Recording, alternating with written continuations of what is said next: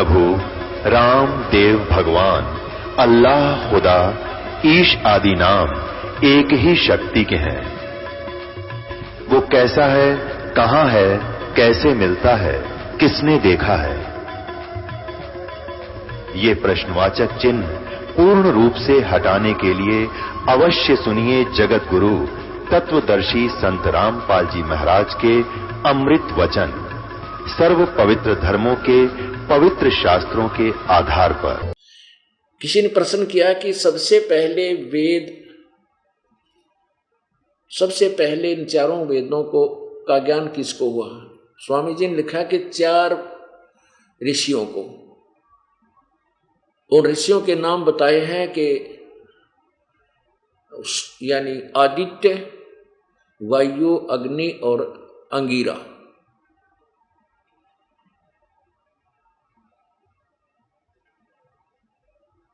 वायु, अग्नि, आदित्य और अंगिरा, इन 4 ऋषियों को सबसे पहले वेद प्राप्त हुए।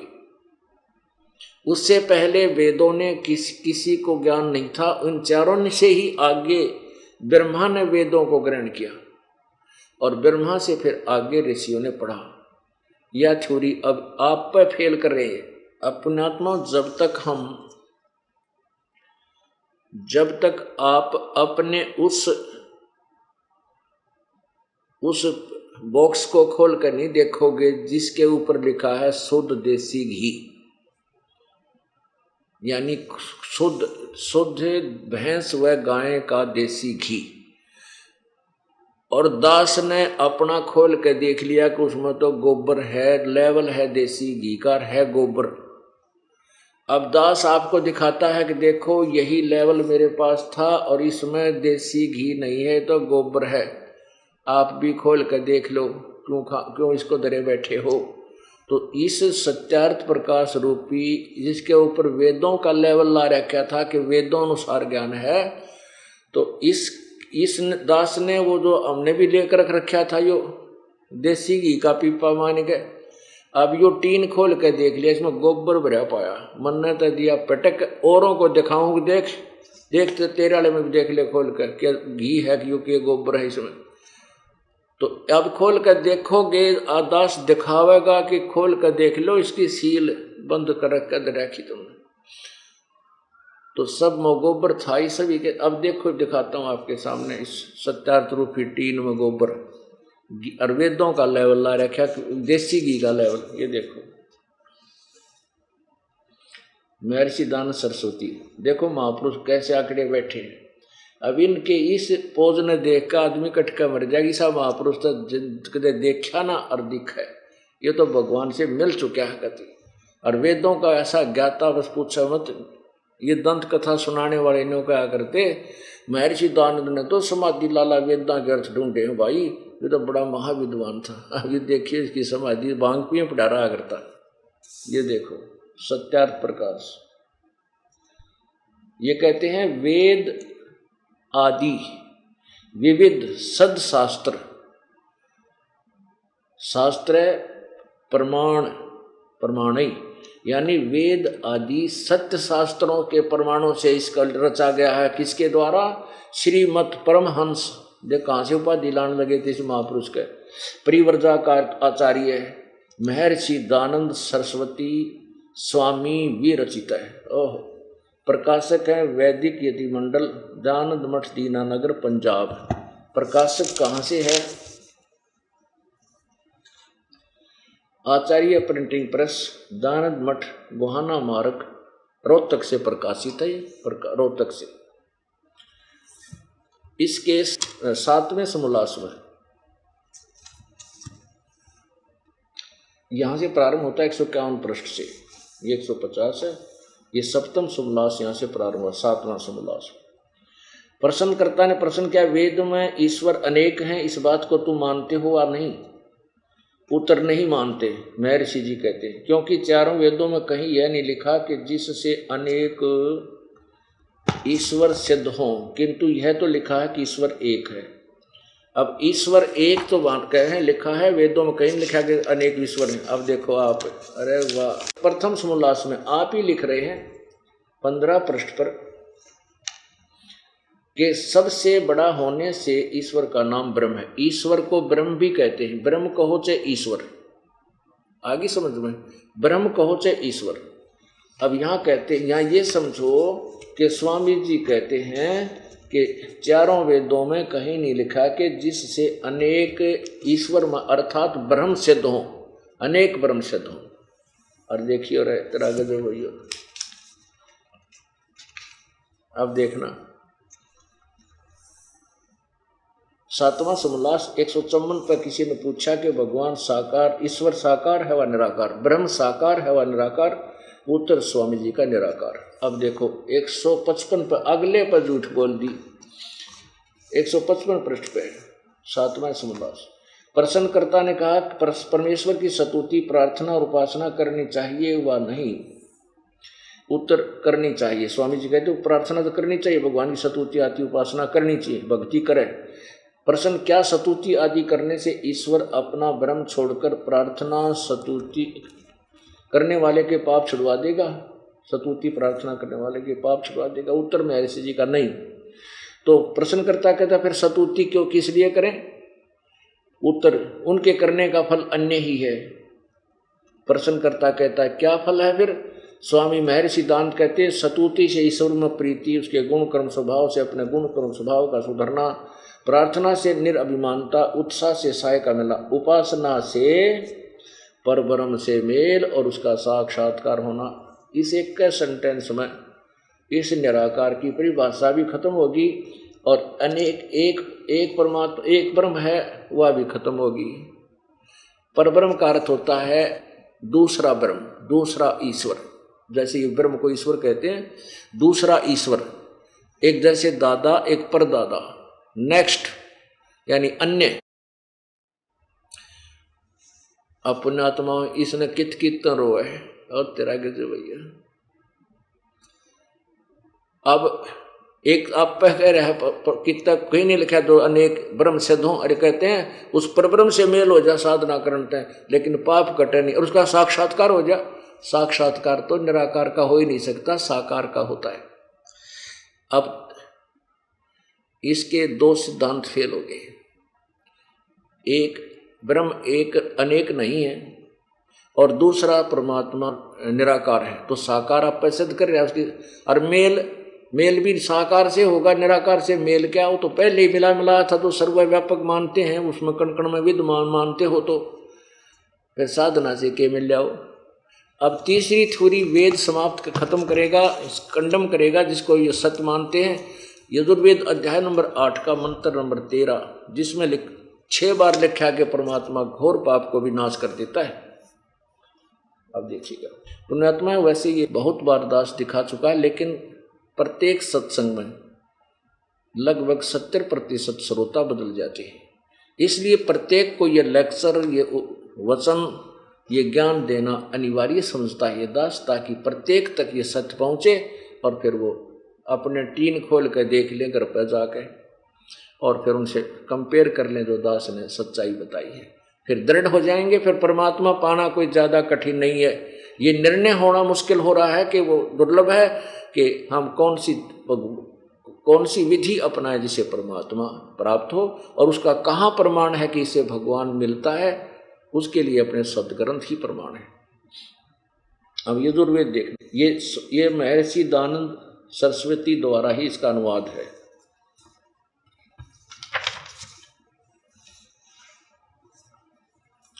प्रकाशक सार्वदेशिक आर्य प्रतिनिधि सभा 2/3 महर्षि दानंद भवन, रामलीला मैदान, नई दिल्ली से ये प्रकाशक हैं और अनुवाद करता है महर्षि दानंद सरस्वती।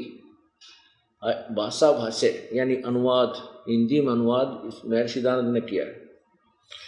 अब देखना 8वें अध्याय का 13वां श्लोक, ये 8वां अध्याय प्रश्न नंबर 241। यहाँ नीचे केवल संस्कृत है, ये 13वां श्लोक मंत्र है। मंत्र को चाहे श्लोक एक का बात होती है, वैसे ये अनाड़ियों के ना वेदों के तो मंत्र हैं, गीता के श्लोक हैं, तेरा के जो दो हैं ये इनको दो एक से मंत्र कह दो। अब यहाँ इन्होंने 242 पर अनुवाद किया है पृष्ठ पे। हे सबके उपकार करने वाले मित्र आप, मित्र माने परमेश्वर ईश्वर, क्योंकि ये स्वयं ही सिद्ध कर रहे हैं स्वामी दयानंद जी। देखिएगा सत्यार प्रकाश के प्रथम समोल्लास में ही प्रश्न नंबर 18 पे ये कहते हैं मित्र का अर्थ परमेश्वर समझे। ये प्रथम समोल्लास है 18वां पृष्ठ पे। सबसे स्नेह करे और सबको प्रीति करने योग्य उस परमेश्वर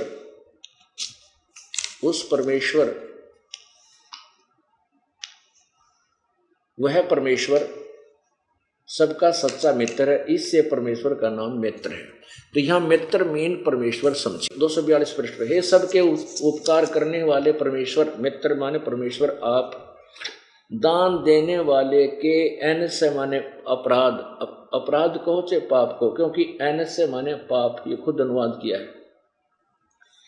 एन से माने अपराध अर्थात पाप के, अवजनम माने विनाश यानी अक्षमा करने वाले, असी माने हो। मनुष्य कर्तस्य साधारण मनुष्यों के किए हुए एन से माने अपराध के, अवजनम माने अवजनम विनाश करने वाले यानी क्षमा करने वाले हो। पिता के किए हुए एन से माने विरोधाचरण लिखा है, यहाँ हम पाप ही कहें, अधर्म अपराध ही कहें। पाप के अच्छे प्रकार हरने वाले हो। अपने किए हुए एन से का अर्थ पाप, पाप के अवजनम मन दूर करने वाले ऐसी माने हो। एन से अधर्म के अधर्म यानी पाप के पाप अर्थात घोर पाप के नाश करने हारे हो। जानता हुआ मैं जो कुछ भी अधर्म आचरण किया करता हूँ वह करूँ, अनजान मैं तो जो कुछ भी किया करता हूँ वह करूँ, उस सब के एन से माने पाप, पाप को पाप के, दुष्ट आचरण नहीं पाप के, अवजनम माने दूर करने वाले आप असी माने हैं। इसमें वेद ने तो तोड़ पाड़ दिया कि भगवान सारे घोर जान के अनजाने में जो भी पाप हो चुके हैं वो सब को नाश कर देता जो सच साधना करे। अब जैसे कपड़ा मैला चाहे तो वैसे स्वाभाविक हो गया, या कोई रिपट के गिर गया, माटी लगी, गार में लदपद हो गया, तो साबुन और पानी सारे ही मैल को काट देता, छोड़ देता, नाश कर देता। और ये खुद कहते हैं वेद जो है सत्य विद्या का पुस्तक है। देखिएगा इस यजुर्वेद के बैक में महर्षि दयानंद जी की अपनी टिप्पणी है कि वेद सब विद्याओं का सत्य पुस्तक है। महर्षि दयानंद वेद सत्य है, ये पता नहीं इसके मुंह तक क्यों करने के लिए एक सच्चाई कि वेदों में जो लिखा वो सत्य है, लेकिन महर्षि दयानंद ने लिखा वो वेदों के विपरीत है। तो क्या है वो? असत्य अर्थात गोबर है। अब इनका चौथा सिद्धांत तो फेल करना है। इन्होंने कहा कि सबसे पहले चार ऋषियों को परमात्मा ने उनके अंदर जीव सत रूप में, जैसे ये काल क्या करता है, ये किसी भी प्राणी के अंदर भूत की तरह प्रवेश करके, जैसे श्री कृष्ण में प्रवेश करके महाभारत करवा दी, और विष्णु पुराण में आपको दिखाया था कि एक राजा के शरीर में प्रवेश करके राक्षस मार दिए देवताओं के पक्ष में।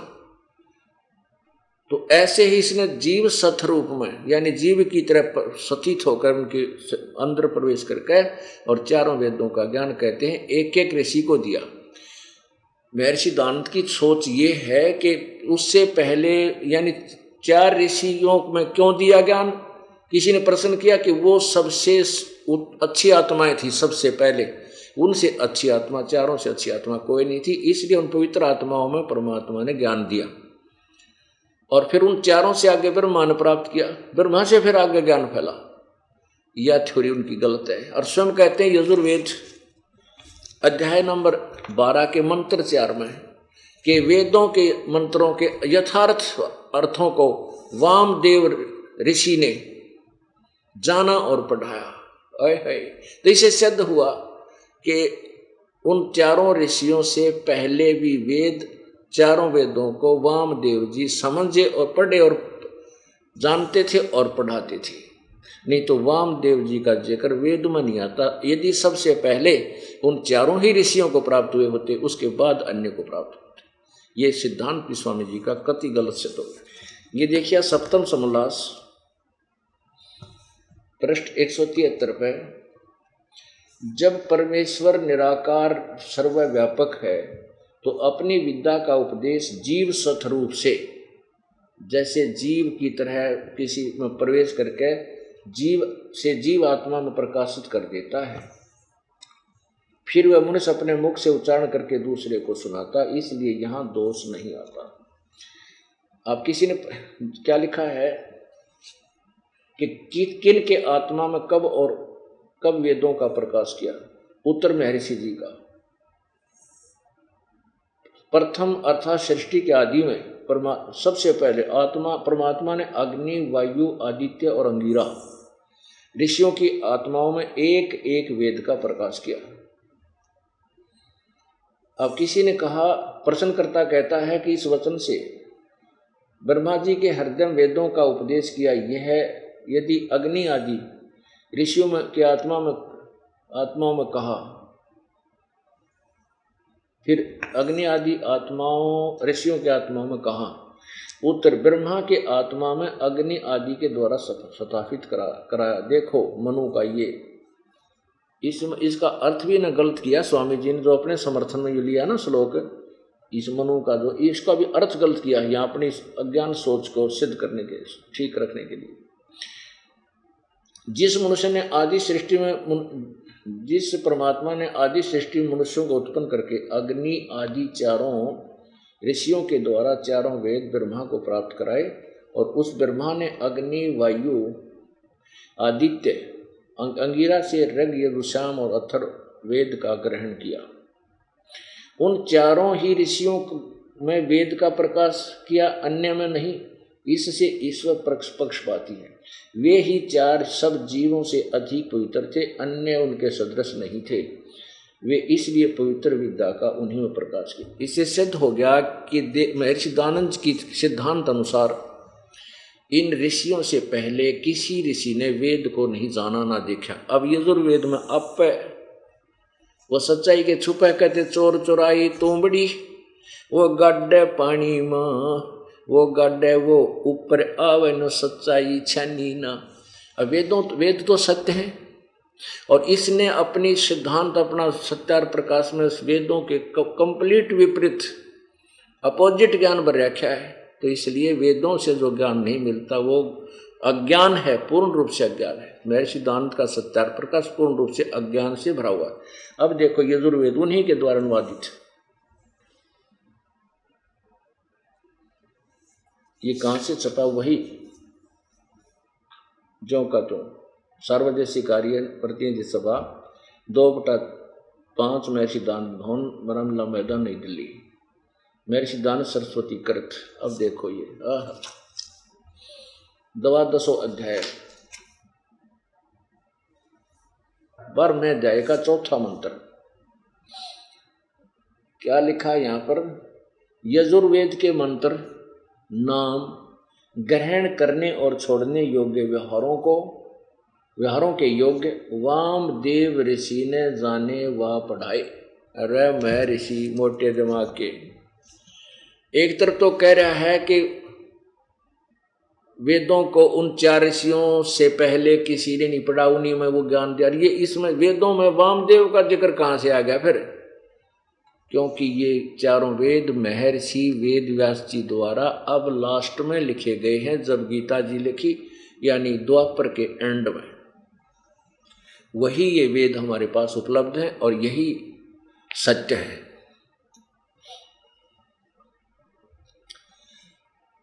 अब परमात्मा पूर्ण ब्रह्म अपने यथार्थ ज्ञान में क्या बताया करते थे? रे भोली सी दुनिया सतगुरु बिन कैसे सरिया, रे भोली सी दुनिया सतगुरु बिन कैसे सरिया। सतगुरु बिना अब एक और थोड़ा सा प्रमाण देते महर्षि दानंद की, क्यों इसकी अच्छी तरह एक अज्ञान की खाल उतर जाएगी कि डाउट ना रहे। यो भांग पिया करता और इसने खुद अपने हाथ से एक पत्र लिख करके एक अच्छे अधिकारी के पास भेजा, जिसके पास रुका करता था, कि मैं एक बार सन 1913 में घूमता फिरता हुआ एक स्थान पर गया और वहाँ मैंने चावल खाने छोड़ दिए, दूध पिया करता।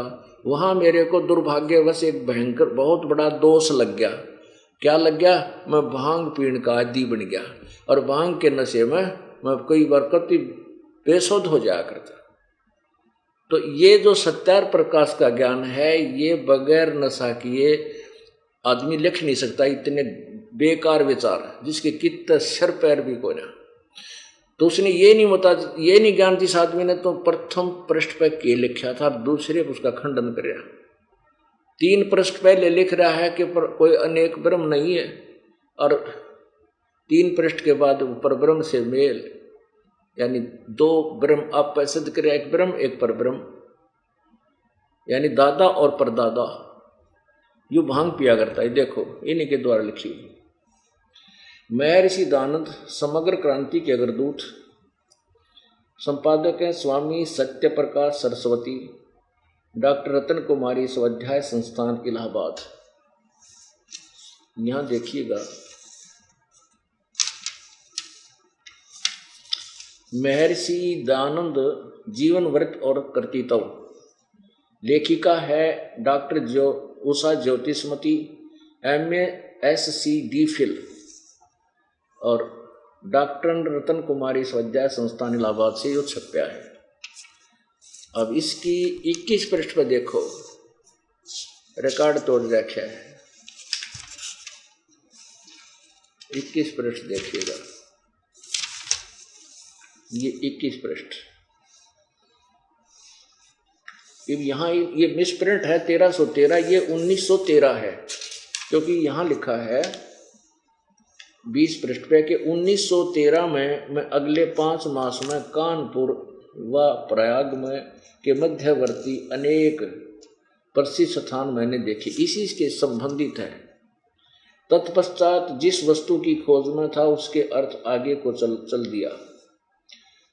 और आसोद सुदी 2 ये 1913 है, नोट 1313 को दुर्गागढ़ के कुंड के मंदिर के पर जो चांडालगढ़ में है पहुंचा, वहाँ 10 दिन व्यतीत किए। वहाँ मैंने चावल खाने सर्वथा छोड़ दिए और केवल दूध पर अपना निर्वाह करके दिन रात योग विद्या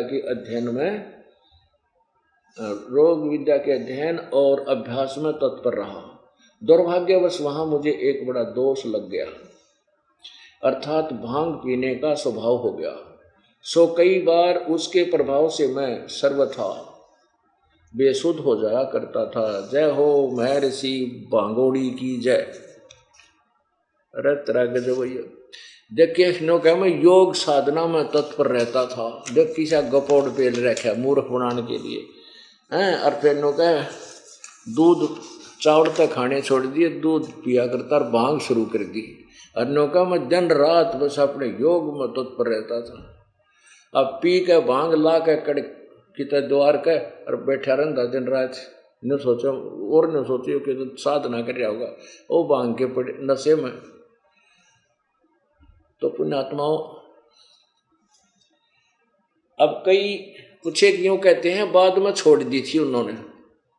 अरे बाद में छोड़ दी क्यों कर माना, जब ये सत्यार प्रकाश बताने लग रहा बगैर नशे कैसे बेकूफ बयान कोई लिख नहीं कर नहीं सकता। अब परमात्मा क्या बताते हैं, रे भोड़ी सी दुनिया सतगुरु बिन कैसे सरिया। भाई सतगुरु बिन काहुन पाया ज्ञाना, जो थोथा बूछड़े मूड किसाना। सतगुरु बिन वेद पढ़े जो प्राणी, समझे न सार रहे अज्ञानी। सतगुरु यानी सच्चे गुरु के बिना यदि कोई वेद भी पढ़ता है वो समझ नहीं सकता उस निष्कर्ष को, वो अज्ञानी ही रह जाता। ये सारे ऋषि महर्षि सारे अज्ञानी थे, क्योंकि ये वेदों को नहीं समझ सके। क्या कारण क्या था कि वो तत्वदर्शी संत इन्हें नहीं मिला जो गीता जी अध्याय नंबर 4 के श्लोक नंबर 34 में कहा है कि अर्जुन उस तत्व ज्ञान को जिसमें पूर्ण निष्कर्ष लिखा हुआ है, जो परमात्मा ने स्वयं अपनी वाणी में बोला है, सच्चिदानंद घन ने चौथे अध्याय के 32 और 34 में स्पष्ट किया है, ये वचन जो दास बता रहा है। तो उस तत्व ज्ञान को तू तत्वदर्शी संतों के पास जाकर समझ, उनसे उनको दंडोत प्रणाम करने से, कपड़ छोड़ के उनसे नम्रता पूर्वक प्रसन्न करने से वो तत्वदर्शी संत तुझे उस तत्व ज्ञान, उस परमेश्वर के परमात्म तत्व का ज्ञान करावेंगे, परमेश्वर के विषय में जानकारी देंगे। उनसे पूछ। यजुर्वेद अध्याय नंबर 40 के श्लोक नंबर 10 और 13 में स्पष्ट किया है कि कोई तो परमात्मा को माँ से जन्म लेने वाला, उत्पन्न होने वाला कहता है, कोई कहता है वो जन्म ही लेता निराकार है। उसके विषय में यथार्थ जानकारी भी तत्वदर्शी संत बताएंगे, उनसे पूछो। इससे सिद्ध है कि वेद और गीता का ज्ञान इनकम्प्लीट है, पूर्ण नहीं है, लेकिन रॉन्ग भी नहीं है, गलत भी नहीं है। जैसे एक 10वीं तक का सिलेबस होता है, मैट्रिक तक का, और एक मैट्रिक से ऊपर कॉलेज का जो MA BEd तक का होता है वो अलग होता है, लेकिन मैट्रिक तक का जो सिलेबस है वो इनकम्प्लीट है, BA MA का नहीं है। इस प्रकार वेद और गीता को गलत नहीं कह सकते, लेकिन अधूरा ज्ञान है इसमें, और पूर्ण ज्ञान के लिए तत्वदर्शी संत की तरफ संकेत किया है, वो इनने मिला को नहीं। अब ये एक ऐसा प्रसंग है, क्योंकि ये सत्संग चल रहा है, CD आदि तुम भक्तजन भी ले जाते हैं, अपने मित्रों को दिखाते हैं, तो यहाँ वो ये सोचकर फटक जाएंगे कि ब्रह्मा विष्णु महेश और सब ऋषियों को ज्ञानी बता रहे हैं, दास नहीं बता रहा। उनकी हिस्ट्री में लिखा है, उसको देख लीजिए एक बार फिर। श्रीमद् देवी भागवत देखिएगा, गीता प्रेस गोरखपुर से प्रकाशित है।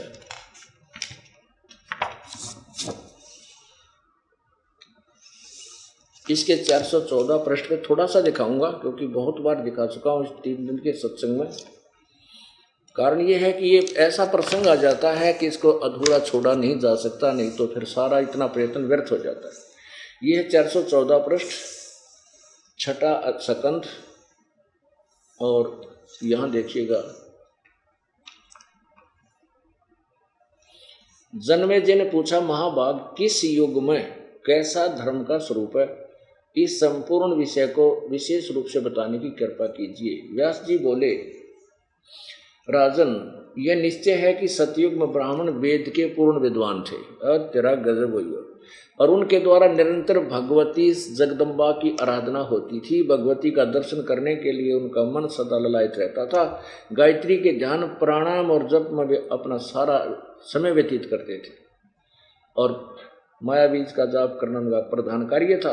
प्रत्येक गांव में शक्ति का मंदिर उद्घाटन हो, इस विषय की उनके मन में बड़ी उत्सुकता थी। अरे थोड़ा गजब हो नो कहें, सतयुग में ब्राह्मण वेदों के बड़े विद्वान थे और दुर्गा की पूजा करते थे, और दुर्गा कहती है वो उस परमात्मा की पूजा करो जो ब्रह्म है।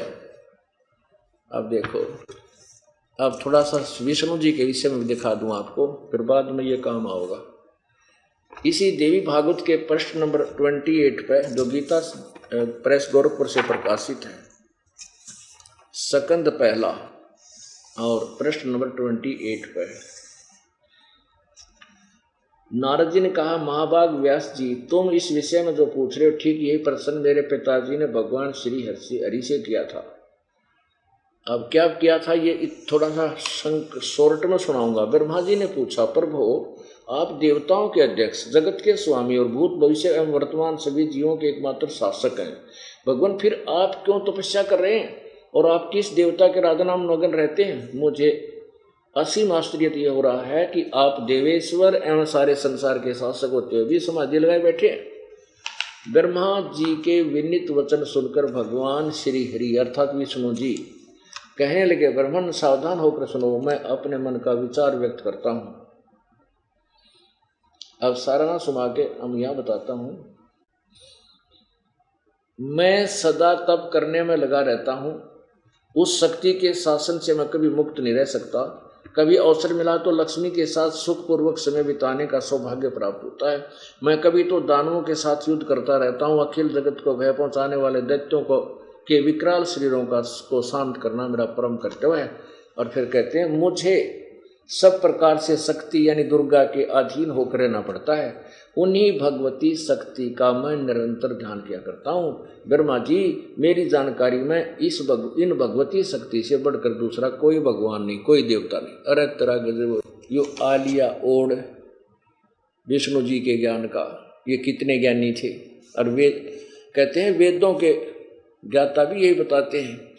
अब वो दुर्गा क्या कहती है, जिसके विषय में वह ऋषि भी वेदों के ज्ञाता थे और दुर्गा की पूजा करते थे। और वह दुर्गा क्या कहती है, उस दुर्गा के बोल सुनो, विचार। ये है 7वां स्कंद, पृष्ठ 562 पर। देवी द्वारा हिमालय को ज्ञान उपदेश, ब्रह्म स्वरूप का वर्णन। अब श्री देवी जी कहने लगी, पर्वतराज, इस प्रकार योग युक्त होकर मुझ ब्रह्म स्वरूपा देवी का ध्यान करे। यह ध्यान आसन पर भलीभांति बैठकर अहतु की भक्ति के साथ करना चाहिए। अब देखो, यहाँ अपनी भी अटकल ला रही है कि मेरा ध्यान करो, और फिर तुरंत क्या कह रही है, उस ब्रह्म का स्वरूप क्या है यह बतलाया जाता है, जो प्रकाश स्वरूप सबके अत्यंत समीप सतीत, हृदय में गुहा में सतीत होने के कारण गुहातर नाम से प्रसिद्ध है। महान पद अर्थात परम प्राप्य है। वह समस्त प्रजा के ज्ञान से परे, अर्थात किसी की बुद्धि में आने वाला नहीं है। तुम यह जानो। ये उसके बारे में विचार किया। आगे देखो, जो परम अक्षर रूप है, जो सूक्ष्म से अत्यंत सूक्ष्म है, जिसमें संपूर्ण लोक और उनके लोकों में निवास करने वाले प्राणी सतीत हैं, वही यह अक्षर ब्रह्म है। कित ब्रह्म कह है, कित अक्षर ब्रह्म कह है, और वही सबके प्राण है, वही सबकी वाणी है, और वही सबके मन है। वह यह परम सत्य और अमृत अविनाशी तत्व है। सौम्य उस वेदने योग लक्ष्य का तुम वेदन करो, मन लगाकर उसमें तन्मय हो जाओ, यानी उस ब्रह्म को ही लक्ष्य बनाओ, उसकी पूजा करो। सौम्य उपनिषदों में कथित महान अस्त्र रूप धनुष को लेकर उस पर उपासना द्वारा तीक्ष्ण किया हुआ बाण संधान करो, और फिर भावना चित्त द्वारा उस बाण को खींचकर उस अक्षर रूप ब्रह्म को ही लक्ष्य बनाकर वेदन करो। परवण ओम तो उसका धनुष यानी मंत्र है, जीवात्मा बाण है, और ब्रह्म को उसका लक्ष्य कहा जाता है, यानी ब्रह्म की पूजा करो। आगे देखो, एकमात्र परमात्मा को ही जाने, अपने विषय में नहीं कहते हैं, उस एकमात्र उस परमात्मा को ही जाने, दूसरी बात छोड़ दे, और नहीं जाप करना किसी का। फिर क्या लिखा है, वह सबका आत्मा ब्रह्म लोक रूप दिव्य आकाश में स्थित है, वो ब्रह्म लोक में रहता है, उसकी पूजा करो। और ये कहते हैं, विष्णु जी कह रहे हैं, मैं तो दुर्गा से अधिक दूसरा बड़ा कोई देवता नहीं मानता। तो इसके विषय में अब क्या कहा है भाई, सतगुर बिन काहू न पाया ज्ञान, जो थोथा बुस छड़े किसान मूड किसाना। किसान तो नहीं छड़ेगा, लेकिन मूड या कोई भांग पीगा मंडारा बूमड़े पे प्राण के ऊपर लठ मारे जावे, क्या करे है, कुछ धान निकाल लूंगा। सतगुर बिन वेद पढ़े जो प्राणी, समझे न सार रहे अज्ञानी। तत्वदर्शी संत के बिना वेदों को जिन्होंने पढ़ा वो अज्ञानी रहे, ब्रह्मा विष्णु महेश तक। एक और दिखा दूं आपने, हम तो कृष्ण जी पे बेटे मांगने जावा, और श्री कृष्ण जी ने पुत्र कैसे प्राप्त किया ये देखिए। श्री शिव पुराण, गीता प्रेस गोरखपुर से प्रकाशित।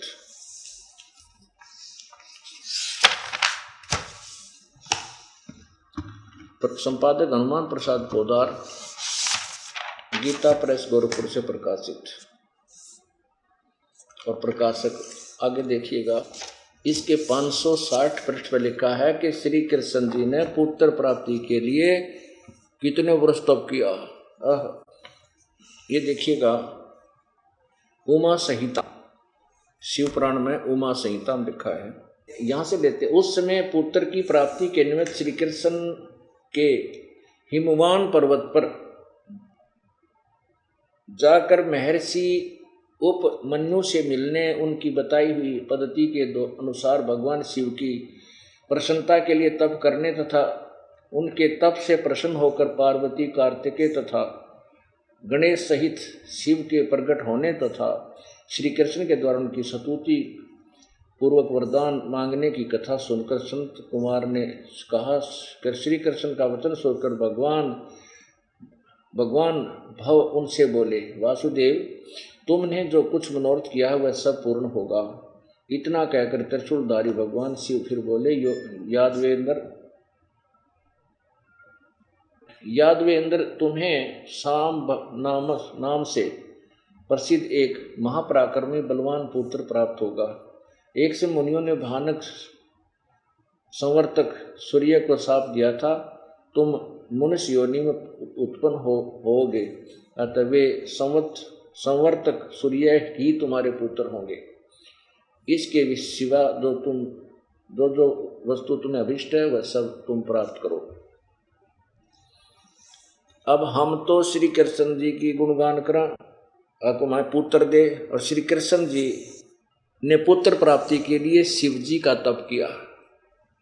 जब उन्हें पुत्र मिला, अब पुण्यात्मा ये दास नहीं कह रहा, ये अपने सदग्रंथों में लिखा था, लेकिन हम अशिक्षित थे, हमारे पूर्वज अशिक्षित थे, ये सब संस्कृत में लिखे हुए थे।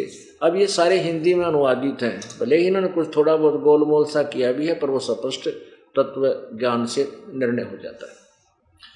अब परमात्मा क्या बताते थे, अरे भोली सी दुनिया सतगुरु बिन कैसे सरिया, अरे भोली सी दुनिया सतगुरु बिन कैसे सरिया, अपने लला के बाल उतरवा वे देख कैंची ना लग जइया, अपने लला के बाल उतरवा वे देख कैंची ना लग जइया, एक बकरी का बच्चा लेकर उसका गला कटैया, रे भोली सी दुनिया सतगुरु बिन कैसे सरिया। अब के कैसे हम अज्ञान में जो है ना अंधे कर दिए इन अज्ञानी ऋषियों ने, गुरुओं ने। क्या बता रखा है कि अपने इष्ट धाम पर जाओ और जो नवजात बच्चा लड़का या लड़की हो उसके बाल कटवाओ, वहाँ बाल उतरवाओ, मुंडन करवाओ, और माता के प्रसन्न करने के लिए एक बकरा चढ़ाओ, माता बकरा खाओगी। अरे थरा बुलाओ, यो 21 ब्रह्मांड की स्वामिनी, और वह बकरे खावेगी। काजू किस्मत सेब संतरे उनके लोक में भरपूर लदपद सदाबहार बाग लगे हुए हैं। ये तो इन जीव के चठोरिया ने इन बैठा दिया अज्ञानियों ने, और हम सब भूखे भगवान के थे, जैसे भी बताया श्रद्धालु आंख बीच कर उसी अनर्थ को करने लगे। क्या करती है वृद्धा बुढ़िया, ले जाती है अपने पोते या पोती ने, अपने लला को, पोते को, बेटे को और पुत्र वधू को साथ ले जाती है। वहां जाकर बाल उतरवाती है। जो नाई होता उसको कहती है, बेटा भाई रे ध्यान से बाल काटिए मेरे पोते के, मेरे लला के, कहीं कैंची ना लग जाए, कच्चा शरीर है इसका। अब अपने बच्चे की तो इतनी चिंता कि कैंची भी ना लग जाए इसके, और फिर एक बकरी का बच्चा लेकर उसका गला कटाइया रहा। बड़ी सी दुनिया, क्या तेरा परिवार सुखी रहेगा तो ऐसे पाप करवाने लग रही? नहीं। रे भोली सी दुनिया सतगुरु बिन कैसे सरिया। सतगुरु इन सब बुराइयों को छुटवाता है। ना बाल तरवाने, अब देखो वहाँ बाल तरवा दिए, और नाई वहाँ अगर बार 2 रुपया में बाल कटेगा ना, वहाँ 5 रुपये लेगा। क्यों? वहाँ पता है सब ना मजबूरी है, फटाफट अरे काट भाई जल्दी से। और वो इतने के बाल लेकर बुढ़िया फिर कहाँ चढ़ावेगी? मंदिर में। पुजारी उन बाला ने उठा के क्या करेगा? कट्टे में भर लेगा, बोरी में, और चलते समय कुर्डियाँ पर फेंक देगा। और क्यों? बैंक में जमा कराओगा उन्हें, उसने बाहर फेंक देना गली में ठा के सामने। तो पहले कटवा के तुम में डाल दो ना अपने घर पर, कितने फूक पड़े रहो बालों को, कहीं डाल दो उनको। नहीं जाना चाहिए ऐसे पाखंड प्लेस पर। अरे बड़ी सी दुनिया सतगुरु बिन कैसे सरिया। फिर क्या बताते हैं, काचा पाका भोजन बना के माता धोकने गैया।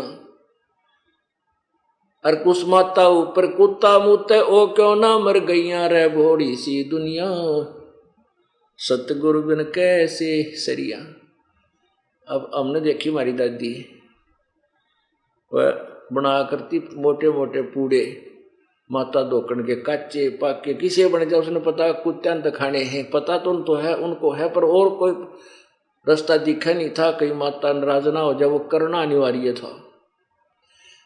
तो पूड़ा ने लेकर कहाँ जाती थी, जहाँ वो माता का एक बना रखी थी मंडी ही 2-2.5 फुट ऊंची एक चबूतरा सा, वहां डाल देते हैं।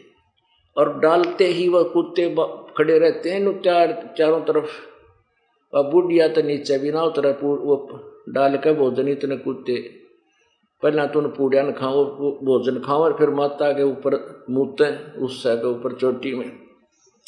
अब परमात्मा के तुम तो इतने कुत्ते डरो इस माता ते वह बना रखी 4 ईंट ला के, और इसके ऊपर कुत्ते मुँहते ये क्यों ना मार दिए इसने, जया शक्तिशाली थी थारी माता तो कुत्ता क्यों ना मर गया, इसकी टांग क्यों ना तोड़ दी इसने। रे बोड़ी सी दुनिया सतगुरु बिन कैसे सरिया, रे बोड़ी सी दुनिया सतगुरु बिन कैसे सरिया। भाई जीवित बाप गेल लट्ठम लट्ठा और मुँहे गंग पुचैया। जीवित बाप गे लट्ठम लट्ठा मुँहे गंग पुचैया। जब आवे आसुज का महीना फिर कौआ बाप बनैया, रे भोड़ी सी दुनिया सतगुरु बिन कैसे सरिया, रे भोड़ी सी दुनिया सतगुरु बिन कैसे सरिया। क्या बताते हैं कि पिताजी की जब सेवा का समय होता है, वृद्ध होता है, जब तो उसके लिए खेचा ताणी 3 पुत्र है तेनों का उसमें रह ले, मेरे ती के नारा दे रखा है तना, यानी सेवा नहीं करते। और जब वो मर जाता है तो वो सवा कर दिया जाता है, उसकी अस्थियों को उठा के नौके गंगा में घेर का पिता की गति करा दो। जीवित बाप के लट्ठम लट्ठा मुँहे गंग पुचैया, मरे पाछे गंगा में ले जा। और फिर क्या होगा, जब आवे आसुज का महीना ये श्राद्ध निकाले, जब कौआ बाप बनैया, रे बोड़ी सी दुनिया। अपने आत्माओं देख कैसी गलत साधना हमारे को दे रखी है।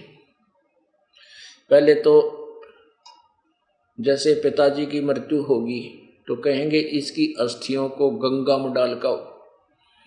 अब हम मना करते हैं क्योंकि गीता जी में लिखा है कि जो भूत पूजेंगे भूत बनेंगे और पितृ पूजेंगे पितृ।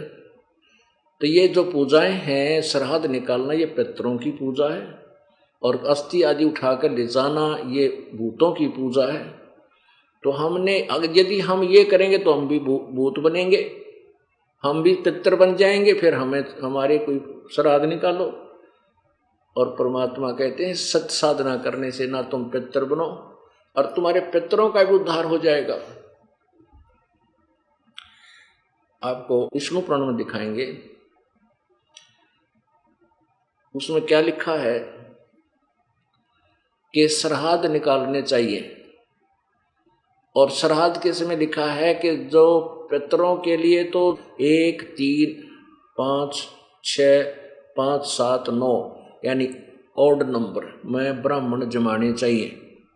और देवताओं के लिए पूजा करें तो उसके लिए यानी इवन नंबर 1, 2, 2, 4, 6, इस 2 जमाओ से 4 जमाओ के 6, 8 ऐसे ब्राह्मण जमाने चाहिए।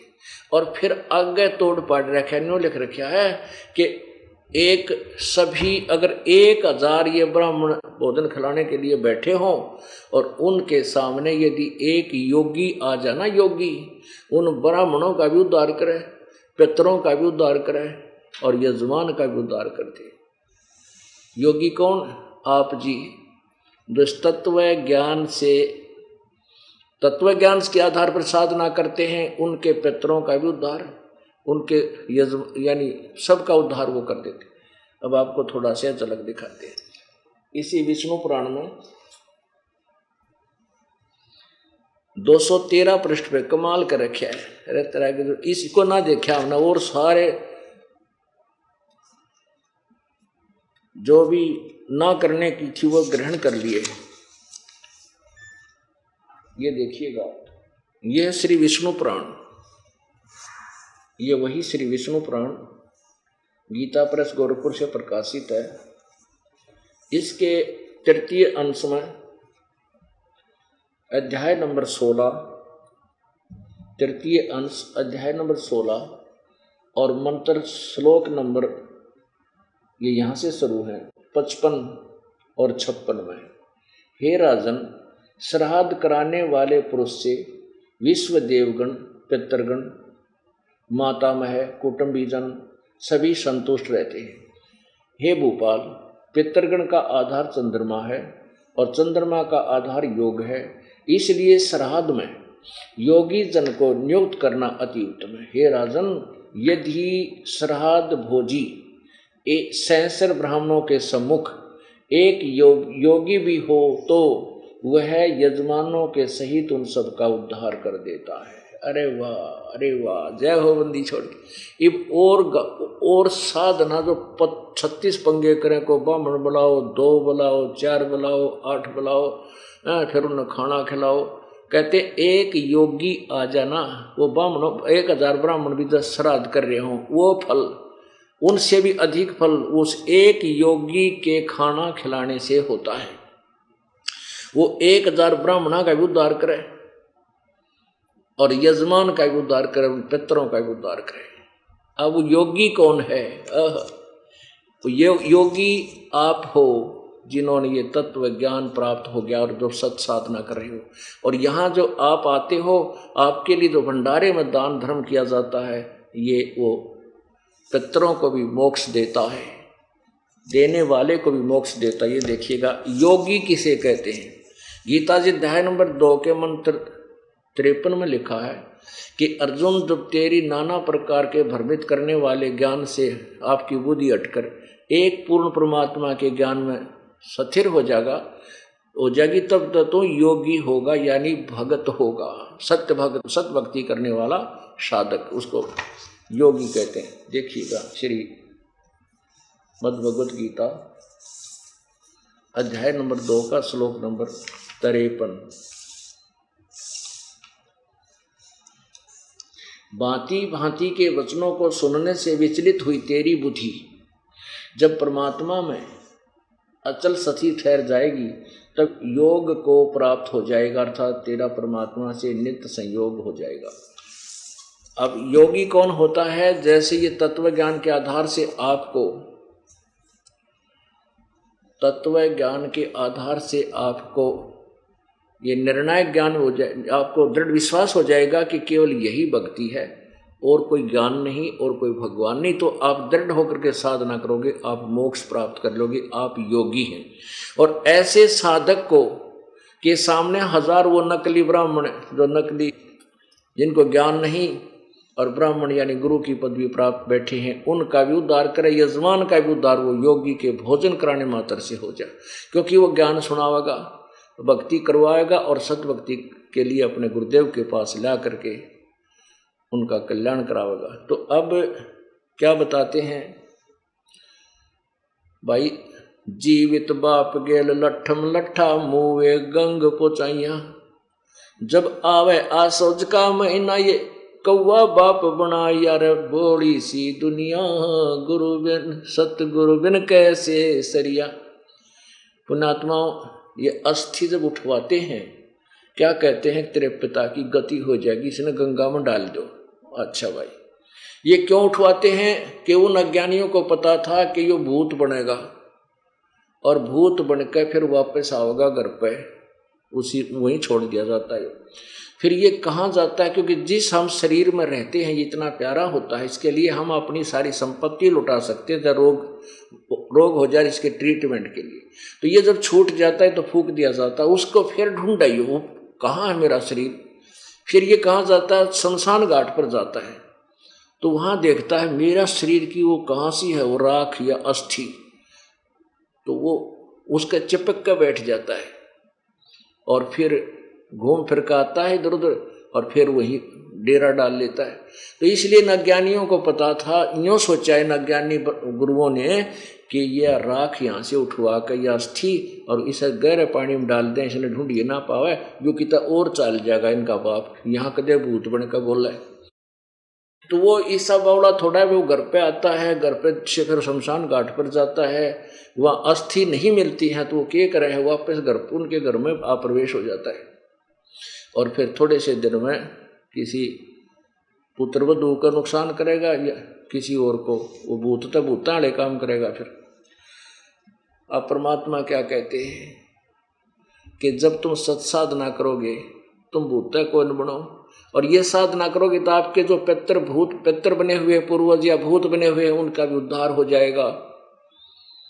पुण्यात्माओं सत्कर मान लेना, ये ऐसा निर्मल ज्ञान है जो हम डरे ढोरे भूत पूजेंगे भूत बनाएंगे, हम भूत पूजेंगे शास्त्र पर साधना करेंगे हम भी फिर पितर भूत बनेंगे। इसलिए क्यों ना हम ऐसी साधना करें, ये सच साधना अब मिली अपने को, और वही हमारे पुराण बता रहे हैं कि एक योगी मिल जाए, ये तत्वदर्शी संत और उसके भक्त मिले। जैसे यहाँ पर भंडारा करते हैं, यहाँ पर जो सामूहिक भंडारा होता है, इससे भी आपके पितरों और भूतों का मोक्ष हो जाएगा, यानी वो जूनी छूट जाएगी और जन्म मिल जाएगा। अब जैसे फूल ठुआए तो क्या वो कहा था उन्होंने कि इसकी गति हो जाएगी। अच्छा, फिर श्राद्ध, फिर जो है ना 13वीं करो, किस लिए, किसकी गति हो जाएगी, एक ब्राह्मण जमाओ। फिर 17 वो महीना करो, गति हो जाएगी। फिर 6 माही करो, गति हो जाएगी। फिर बरसोदी करो, 1 वर्ष में फिर करो, किस लिए, गति हो जाएगी। अच्छा, फिर कहीं श्राद्ध निकालो, ये पितर बन गया। अब श्राद्ध शुरू करवा दिए, किस लिए, कि उसकी गति हो जाएगी। फिर श्राद्धों में क्या करते हैं, ऊपर कहते हैं भोजन बनाओ, सर्वप्रथम ऊपर रखो छत पर, और क्या होगा कि हो सकता है तुम्हारा पिता कौवा बन गया हो, माता पिता, उनको भोग लग जाएगा। अरे तेरा गजब हो यो, कहाँ ते गति कराने लगे, तेरे कौवा बना दिया बाप। अरे भोली सी दुनिया सतगुरु बिन कैसे सरिया, जब आवे आसोज का महीना वो कौआ बाप बनैया। रे भोली सी दुनिया सतगुरु बिन कैसे सरिया। सत साहिब परमपिता परमात्मा सारी सृष्टि के रचनहार कुल मालिक कबीर देव कबीर परमेश्वर जी इस काल के जाल में फंसी हुई इन भोली आत्माओं को अपने निज लोक जहाँ से हम आए हैं उस सत्यलोक के विषय में जानकारी देने के लिए आते हैं। वे परमात्मा प्रत्येक युग में आकर के प्रत्येक युग में प्रकट होते हैं, आते हैं और एक पूरा जीवन एक जनसाधारण की तरह व्यतीत करते हैं। एक मनुष्य की आयु जितना समय, उस समय वे स्वयं ही तत्वदर्शी संत की भूमिका करते हैं, स्वयं ही एक दास बनते हैं। वो उदाहरण देकर जाते हैं कि आपने परमात्मा प्राप्ति के लिए ऐसे अपनी दिनचर्या बनानी है, ऐसा आपका बर्ताव और स्वभाव होना चाहिए।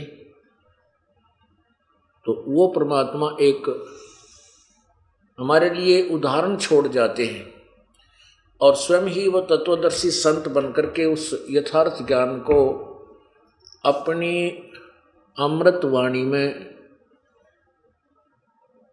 वो लिपिबद्ध करवा के चले जाते हैं, जिसके आधार से फिर आने वाले समय में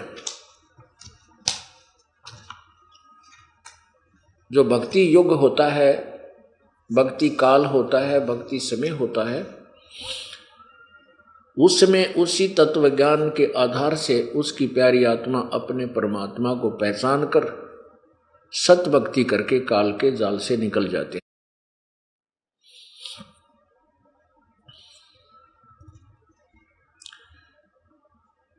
ये समागम, ये सत्संग, 5 दिवसीय सत्संग जो है, ये उसी उपलक्ष्य में चल रहा है कि ये ज्येष्ठ सुदी या जेठ उतरते की जो पूर्णिमा है, जो 7 जुलाई सन 2009 को है, इस दिन अर्थात इस पूर्णमासी के दिन आज से लगभग 600 वर्ष पहले सन 1398 अर्थात संवत 1455 में वो परमेश्वर सहशरीर आए थे, एक नवजात शिशु का रूप धारण किया था और धीरे धीरे बड़े हुए तो 5 वर्ष की आयु में ही वो अपने तत्व ज्ञान का प्रचार उच्चारण कर ऊंची आवाज में वाणियों द्वारा, लोकोक्तियों के द्वारा, कविताओं के माध्यम से, श्लोकों के द्वारा उच्चारण करना प्रारंभ कर दिया था और बड़े बड़े विद्वानों के